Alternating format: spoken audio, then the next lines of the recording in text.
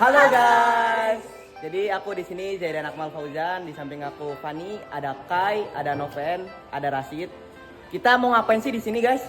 Jadi kita bakal wawancara langsung nih sama orang yang ada di bengkel bubut berkah ini. Nah kita juga bakal ngeliatin nih mesin-mesin ada belakang kita sekarang ini. Nah jadi tanpa berlama-lama, ayo kita bahas bersama. Bentar, kita mau kemana sih? Kamu lupa, kita kan mau ke sini bengkel bubut berkah di Jalan Danau Metana, Kecamatan Kedaton, Bandar Lampung. Oh iya Deng, ayo let's go. Teman-teman ada yang tahu nggak ya ini namanya mesin apa? Jadi mesin yang lagi kalian lihat nih namanya tuh mesin berduduk atau yang biasanya disebut mesin honing.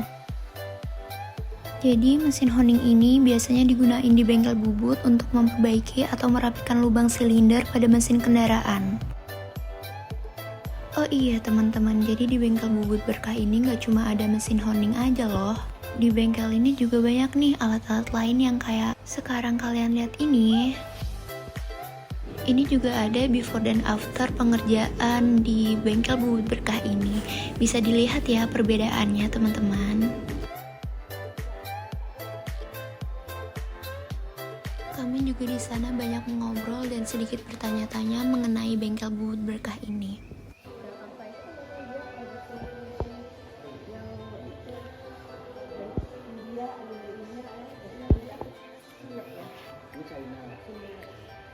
Dari India. 13 orang itu di sini aja apa dari juga?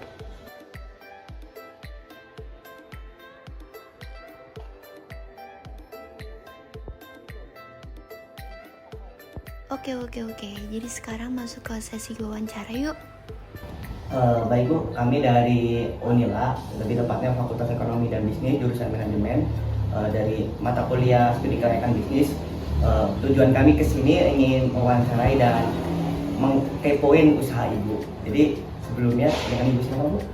Ini dengan Ibu Lia.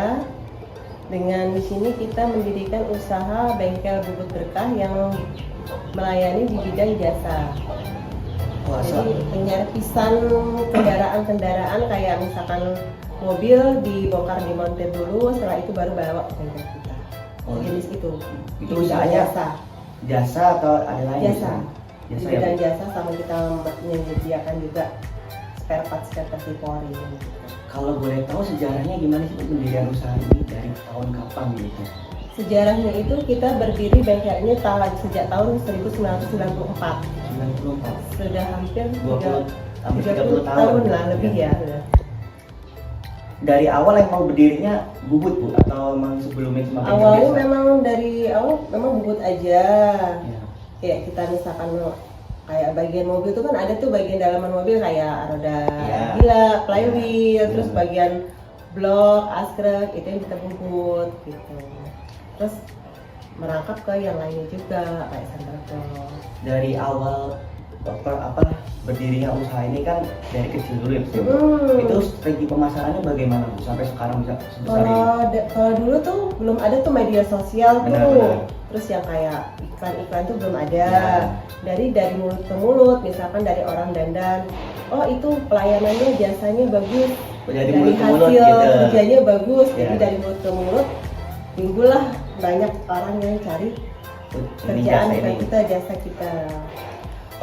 Untuk usaha ini sendiri kan dalam setahun itu biasanya ada istilah peak season ya Bu. Jadi dalam suatu waktu itu penjualannya tinggi sekali. Itu dalam setahun itu bulan apa aja Bu? Menurut pengalaman Ibu dari 30 tahunan usaha ini. Kalau misalkan bulanan kita nggak bisa hitung dalam prediksi bulanan ya. Iya. Kalau misalkan Musim gitu ya. musimnya itu paling kalau deket-deket mau puasa gitu kan. Mau kayak gini ya. Mau deket-deket lebaran gitu kan banyak yang bongkar. Iya. Kadang nggak menutup kemungkinan juga sebelum bulan puasa gitu, nggak selalu sih karena kan dia tidak bisa memenuhi target pasar yang kayak jual-jual kayak bawang, kayak yang minimarket Iya, itu enggak, karena kan tergantung banyak yang rusaknya mobil. Terus kalau ini kan tadi ada jasa nih Bu, jasa bubut. Untuk sekarang ini ada di bidang lain nggak Bu? Misalkan kayak pemasangan atau servis gitu? Ya kalau kita sih paling di jasanya aja, tetap di jasanya. Jasa, maksudnya satu Kalau bidang misalkan gitu. pemasangan kan nanti kalau kita handle semua, kasihan yang bagian pekerja kecil kan, Iya. kayak montir-montir, Bagi rezeki gitu. bagi-bagi rezeki. Paling kalau misalkan Mbak aku mau bongkar barang, paling kita kerja sama-sama montir, ditelepon, oh iya aku pasangin, kayak gitu. Baru kita panggil, ini ada jasanya, om yang pasangin, montirnya gitu. Jadi kerja sama montir kecil kita. Ini kan tadi aku lihat di di kantor bukan ada pajangan-pajangan itu kayak bagian dari prestasi mungkin Bapak Itu lisensi. bukan prestasi sih, itu kayak kita surat izin Oh, surat usaha. izin usaha. Kan kita harus, namanya usaha kecil itu, CV itu kita sudah punya surat izin usaha dari Disnaker. Terus ibaratnya dulu mungkin dapat piagam penghargaan, karena kan dulu belum banyak bengkel juga Iya. tuh. Jadi Disnaker ngecek segala macam gimana kualitas pekerjaan dengan ininya, pekerjaan dengan kuantitasnya lah, Iya. jadinya dapat piagam penghargaan dari Disnaker dulu ya. Baik Bu, berikutnya bisa dijelaskan nggak Bu, bagaimana buat proses kerja pelayanannya itu Bu, dari pelanggan yang baru datang gitu sampai kendaraannya selesai gitu?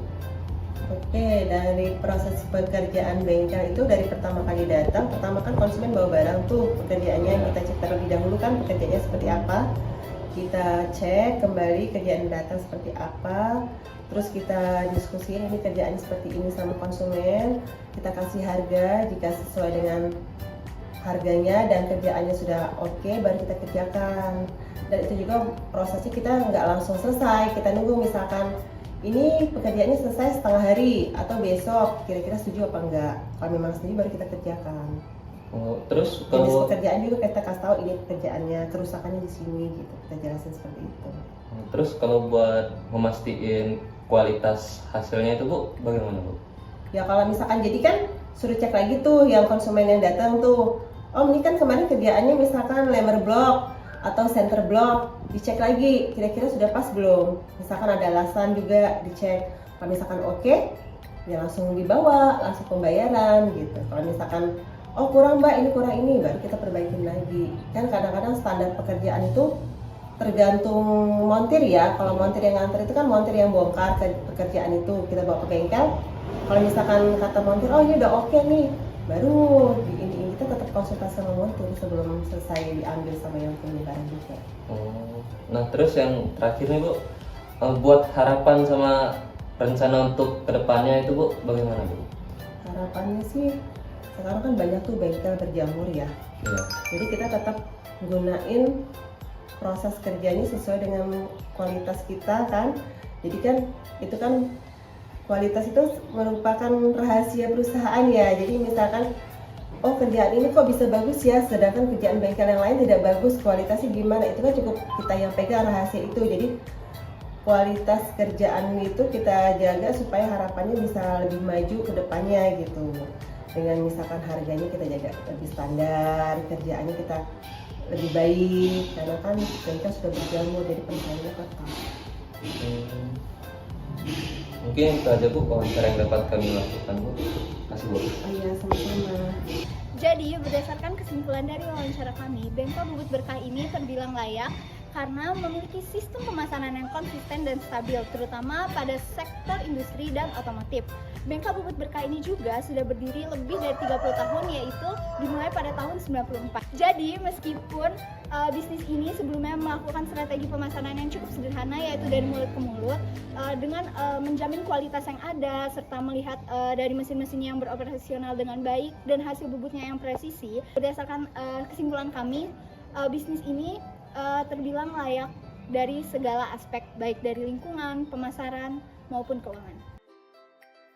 Oke guys, jadi itu aja review mengenai bengkel bubut berkah. Thank you for watching. See you. Bye-bye.